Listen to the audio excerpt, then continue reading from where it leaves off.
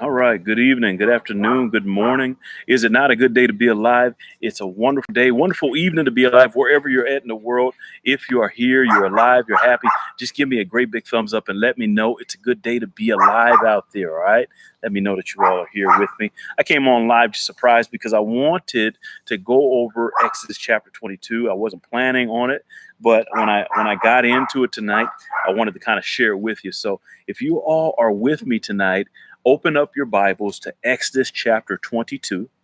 Hello to those who are here live, and for those who are here on the replay. We're studying Exodus chapter 22. Hi, Chosen One. Hi, Rakendra, Lynn. How are you tonight? All right. Great to see you all out there today. It is a beautiful day. You know, my relationship with God is more important than my religion. My relationship with God is more important than my religion. What's the difference between the two? Well, the thing is, the relationship you have with God heavily determines your practices as it relates to God. Okay? My relationship determines my religious practices. Religious practices in and of themselves are just a series of things that people do repetitively over and over again. Taking religion devoid of relationship is something that is very dangerous because you'll have people who just keep doing things over and over and over and over, and they don't even know why. My religion is more, or correction, my relationship with God is more important than my religion with God. And I want to share with you here through Exodus chapter 22 why that is. All right. Let me stop and say hello to a couple people who are here. Hi, Ben. Hi, Dan. Hey, how you doing, Michael? Hey, Gabriel, how are you today, my friend? Linda Kennedy, how are you? Hi, Matthew. How are you today? Yeah, so let's go ahead and get into it. Are you all ready? Are you ready? All right. It should be a short live tonight, but I think it's going to be impactful. Exodus chapter 22. Oh, hey, that looks good. They're nice. Thank you. Exodus chapter 22. If a man shall steal an ox or sheep and kill it or sell it, he shall restore 5 oxen for a ox and 4 sheep for a sheep. All right. In the book of Exodus chapter 22, we are now furthering these commands that God is giving to the children of Israel. Okay. These are more commands about property, and these are more commands about paying restitution. Okay. So what we're reading is a continuation of the commands that God had already started in Exodus chapter 20 and 21. And now he's moved to restitution and property. Okay. Sorry, I should have started that earlier before I went into the verse. So let's read it again. Chapter 22, verse 1. If a man shall steal an ox or sheep and kill it or sell it, he shall restore 5 oxen for an ox and 4 sheep for a sheep. Oh, man. So right away, God says this, Cookie. If somebody steals and they kill it or sell it, well, listen, you owe that other person 5 times what you stole, or 5 times what it is that it was sold for. Got that? You owe that person. You see, sometimes people steal from us. Have you ever had something stolen from you? I have. It's not fun. It doesn't feel good. It's not okay. Hi, Shanice. How are you? Good to see you. You see, if you've ever been stolen from, and just let me know if you have, you understand the violation that feels. Did you know God made it very clear, according to the Mosaic law, what a person is supposed to do if they steal? They're supposed to repay it back how much? Yeah, you got it. 5 times what they stole. Yeah. Let's keep going. Verse 2. If a thief be found breaking up, and smitten, and that he die, there shall no blood be shed for him. If the sun be risen upon him, there shall be blood shed for him, for he should make full restitution. If he have nothing, then he should be sold for his theft. If a thief be certainly found in his hand alive, whether it be ox or ass or sheep, he shall restore double. Okay. So if you catch a thief, this is what's supposed to happen to the thief. It gets deeper. Watch this, verse 5. If a man shall cause a field or vineyard to be eaten, and shall put in his beast, and shall feed in another man's field, the best of his own field, and of the best of his own vineyard, shall he make restitution. If a fire break out and catch in the thorns, so the stacks of corn or standing corn or the field may be consumed, wherewith he shall kindle the fire, shall surely make restitution. If a man shall deliver unto his neighbor money or stuff to keep, and be stolen out of the man's house, if he believe, if the thief be found, let him pay double. If the thief be not found, then the master of the house shall be brought unto the judges to see whether he have put his hands into his neighbor's goods. For all the matter of trespass, whether it be fox, for ass, for sheep, for raiment, or for any manner of lost thing which another challenge to be his, cause of both parties shall come before judges, and whom the judge shall condemn, he shall pay double unto his neighbor. Ooh, double for your trouble. Double for your trouble. Verse 10. This is Exodus chapter 22, verse 10, for those who are just coming in. If a man deliver unto his neighbor, or an ass, or an ox, or a sheep, or any beast to keep it die, or be hurt, or driven away, no man seeth it, then shall an oath of the Lord be between them both, that he hath not put his hand unto his neighbor's good, and his owners of it shall acceptance, and shall not make it good. And if it be stolen from him, he shall make restitution unto thereof, the owner thereof. If it be torn to pieces, then let him bring it for a witness, and he shall not make good that which is torn. All right, let me stop right there at verse number 13 before we move to verse 14. For those who came in, we're at Exodus chapter 22. We're going to start up again at verse 14. So what are all of these having to talk about? This so far in Exodus chapter 22, verses 1 through 13, is dealing heavily with restitution. Here's the first thing I want you to type in the comment section. Type this: restitution means to pay back. Restitution means to pay back. Restitution means to pay back.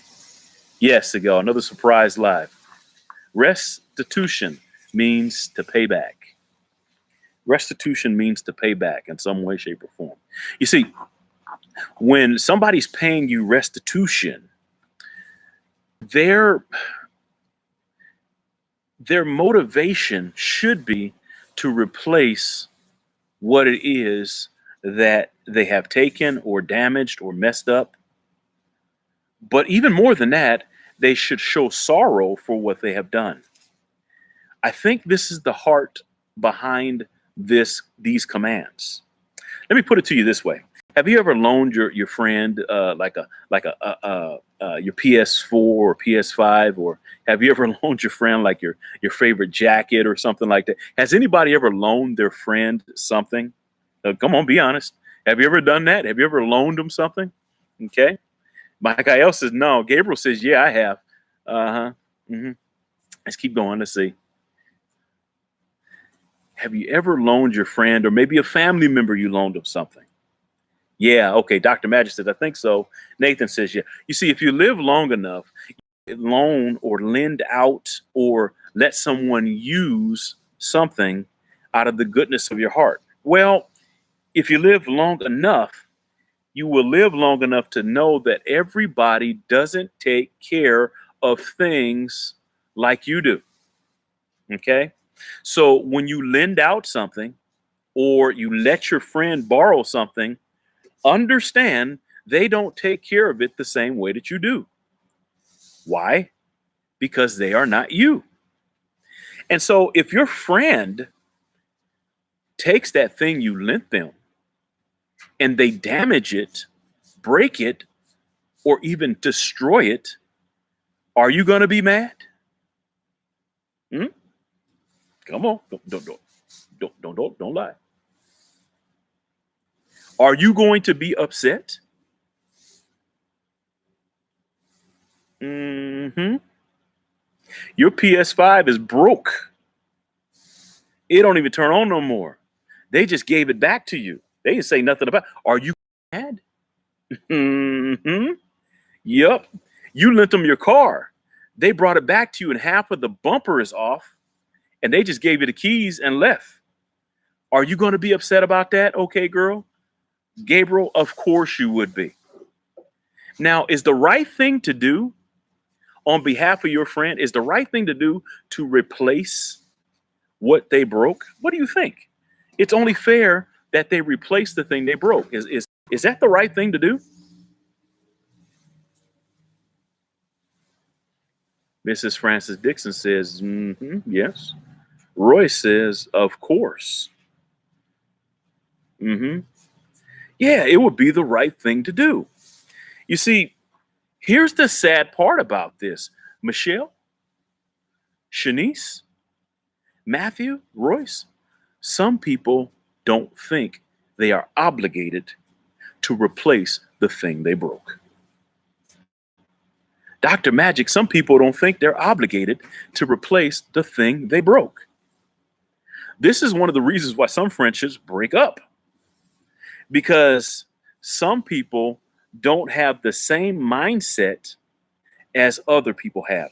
Now, do you see why God has to be very detailed in the Bible for some people? Now are you starting to see this? I've seen relationships break up. I was just watching this the other day on Moral Court. If you ever seen that, go turn to Moral Court. It's like an older show. But this dude used to live with his friend. They lived together for a couple of years. The friend was having hard times. So the guy said, hey, it's cool. I got you, man. Hey, I'll just take care of the rent. Okay, so anyway, so the dude paid the rent for 2 years. 2 years. Because his friend was having hard times. Well, they was best friends. So he was like, hey, listen, I understand, man. I got it. Well, fast forward, after 2 years, the guy gets this great job, and now he's making a whole bunch of money. So the friend is like, hey, listen, for 2 years, I paid the rent. That was like $12,000 that came out of my pocket for us to live. Hey, can you kick in? Can you pay, can you pay the half that you were at least? Do you know what the friend said? Nah, he's not paying it. The friend refused to pay back what he got. What do you guys think? Should that friend have paid back those 2 years of rent that he missed? You see, God has to make it clear in Exodus chapter 22, verses 1 through 13. This is how you repay restitution. This is how restitution works. And just in case some people have troubles, I'm going to be very clear. If you steal something, pay it back fivefold or fourfold. If something is damaged, here's what you do. If something is messed up in your care, okay, here's what you do. If you can't get a hold of the person who stole it, then okay, then go to their master. But the point is this: I'm laying out guidelines for you to function as a people, so that you guys don't walk around here looking all funky at each other because somebody damaged my property, somebody messed this up, and you've given the devil a foothold in your area. Roommates know this better than anybody else. Who drank all the apple juice? Who ate all the eggs? Who did it? Yeah, you know what I'm saying. People who live together know this. You have to have some type of relationship rules. And this paying restitution is part of that. Let's move on. Verse number 14. And if a man borrow aught of his neighbor, and it be hurt or die, the owner shall thereof not with it, he shall surely make it good. But if the owner therefore be with it, he shall not make it good. If he be a hired thing, it came for his hire. And if a man entice a maid that is not betrothed and lie with her, he shall surely endow her to be his wife. Oh man, I got to stop right there. Verse number 16. Look at that again. Listen, this is for all you Mac daddies out there. You guys here who got all the game, who got all the silver tongue. Listen to this. You couldn't have lived back here in this day because you all would have messed up. Look what God says. He says, listen, but if a man entice a maid that is not betrothed, and lie with her, he shall surely endow her to be his wife. Okay, there is two stones here. There is two birds knocked down with one stone right here. Let's knock down the first argument here. For you smooth talkers out there who like to lay down all the game on all the girls, all right? You because you just, you so fine, you so hot, you got all them muscles, you got that money, you got that whip, you got them tats, whatever it is. If you are somebody who entices or seduces a woman in this particular case with all the game, okay, and you come up there and be like, hey, yo, baby, how you doing? You know to look at it. What's up, honey? What's up, ma? How you doing? Yeah, you want to come over here? You want to come slide with me? And the next thing you know, you guys is over there doing something you shouldn't have been doing. The Bible says right here, listen, if you do that, then you are supposed to be married to her. Ooh. Now, what you gonna do? What you gonna do? You gonna tell God no? You gonna tell the same God who parted the Red Sea? Nah, bro, I'm not doing that. Or are you gonna tell the same God who destroyed Pharaoh and all these people? Nah, you see, y'all couldn't have lived back in this day. So you better watch where you throwing that Mac down at, man. You better watch where you throwing that silver tongue down, because listen, you messing around breaking hearts. So that's the first thing. The second thing is this. There are some people, believe it or not, who believe that marriage is not biblical. Yes. And their claim is, if you are someone who just goes into relations with that person, what I mean by relations is you do stuff that married people do behind closed doors in the bed. You guys understand that, right? You see, what it says is, what they believe is, at that point, you're married. There are people who believe this. And they even go as far as to treat their marriages or their fornication partners as if they're married. No, this scripture right there just debunked that whole thing. Look at it again. If a man entice a maid that is not betrothed, okay, and lie with her, he shall surely endow her to his wife. Okay, it did not say if he lied with her, he was automatically married to her. No. He still has an option. I didn't say that. What it said was, if he did this thing, then he should get married to her. Got that?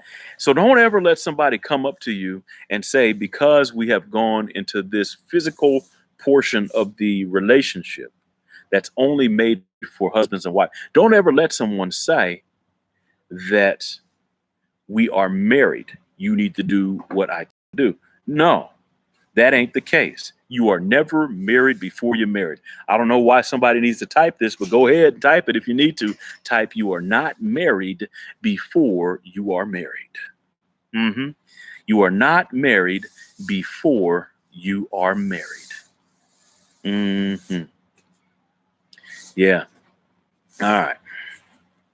You're not married before you're married, so don't act like it. No. When you decide to go into a relationship with someone, don't get too deep at this point. Just enjoy their time, have fun, go out on group dates, bring them to church with you. Hey, listen, bring them to a Bible study with you. Come on into one of mine and see how they talk. Can they participate? What's in their mind? What do they like to do? Focus on what their mind is before you focus on looking at their behind. Focus on their heart before you focus on their parts. Look at them, know who they are before you try to get into a deeper place that is not where you're supposed to be. Got that? You're not married before you're married, so don't act like it. Too many times, man, I see people who want to rush to marriage for different reasons, and they're not even ready themselves. So don't get married before you're married. But that's not where I want to go. All right, so verse number 16. Verse number 17. Exodus chapter 22, verse number 17. If her father utterly refuses to give her unto him, he shall pay money according to the dowry of virgins. What? Do we have more proof? So you mean to tell me in verse 17, which is a continuation of 16, that if somebody seduces or gets that girl and they they participate in fornication, you mean to tell me the dad still cannot give her away as a bride? Wait a minute. So you mean to tell you people out there who believe that you're married at the moment that you two begin to get into that type of relationship, you mean to tell me these two scriptures have debunked what you just said? Yes, yes, yes.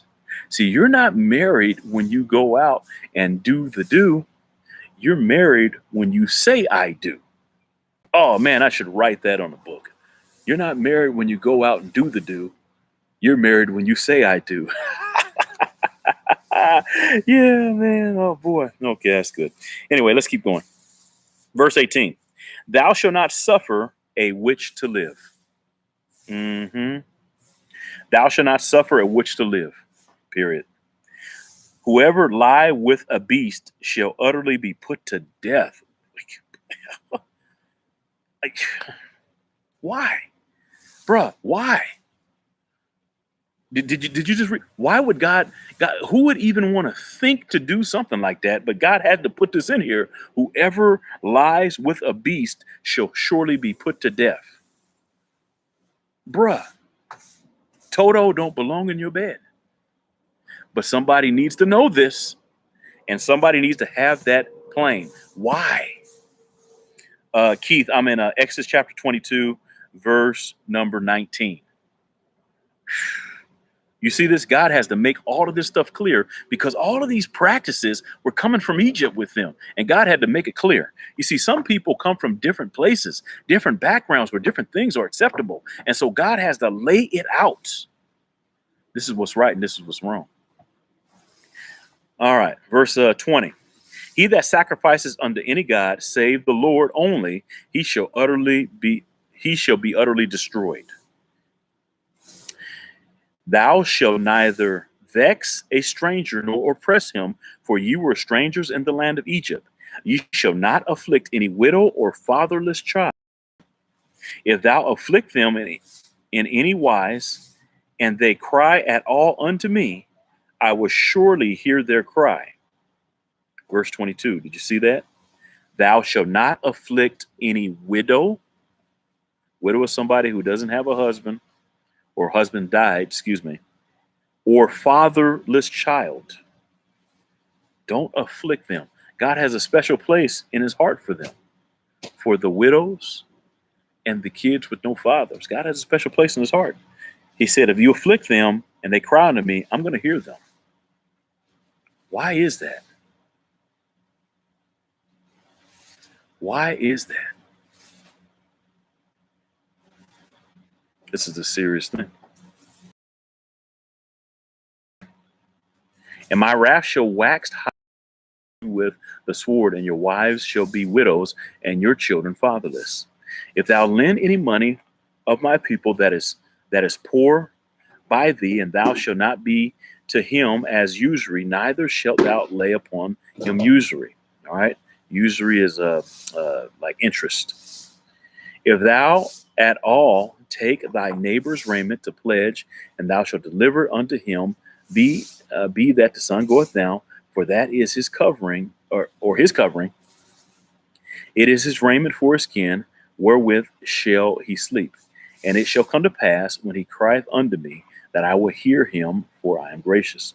Thou shalt not revile the gods, nor curse the ruler of thy people. Verse 29, thou shalt not delay to offer the first of thy ripe fruits, or of thy liquors, firstborns of thy the firstborn of thy sons shalt thou give unto me. Likewise, give unto me, meaning consecrate them unto him. Okay. Likewise shalt thou do with thine oxen and with thine sheep. 7 days it will be with his dam, and on the 8th day thou shalt give it to me. And ye shall be holy men unto me, neither shall ye eat any flesh that is torn of beasts in the fields, ye shall cast it to the dogs. Okay, so chapter 22 of Exodus is concluding by saying that, or we can summarize this by saying, this is a continuation of laws regarding property and restitution. So what is chapter 22 of Exodus about?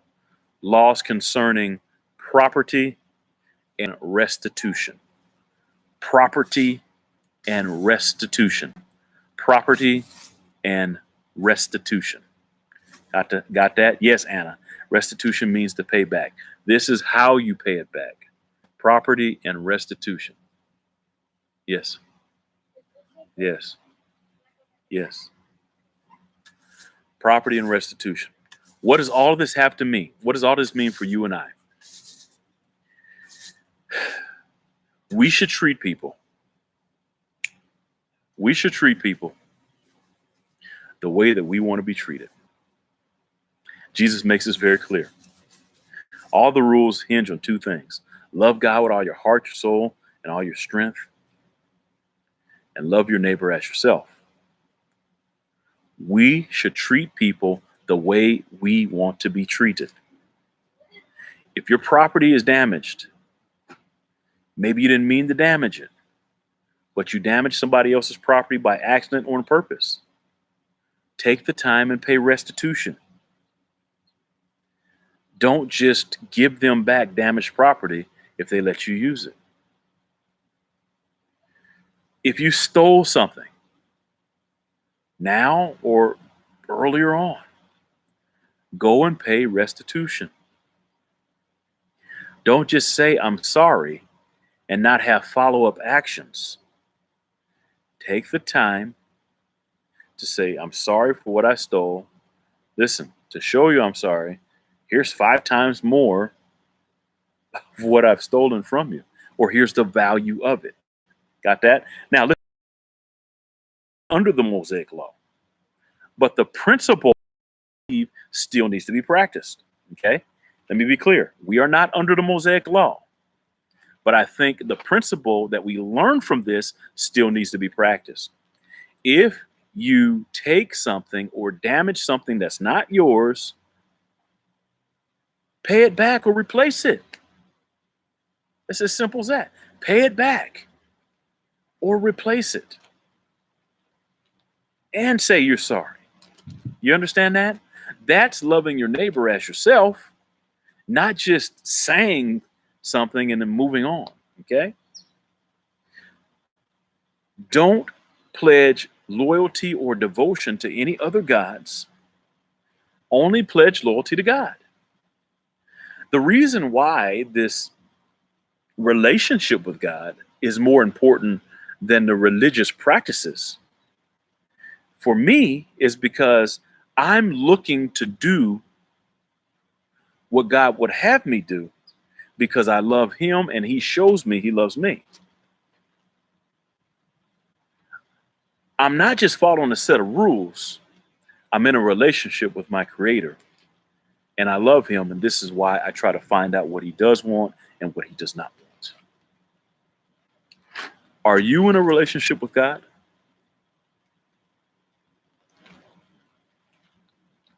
Are you in love with the one who created you?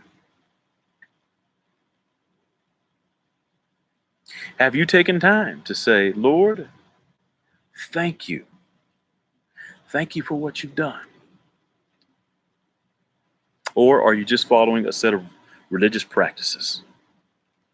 What do you think? Bye, Sarah. Have a good day, okay? What do you think, Joey? Okay, girl, what do you think? Helena says, yes.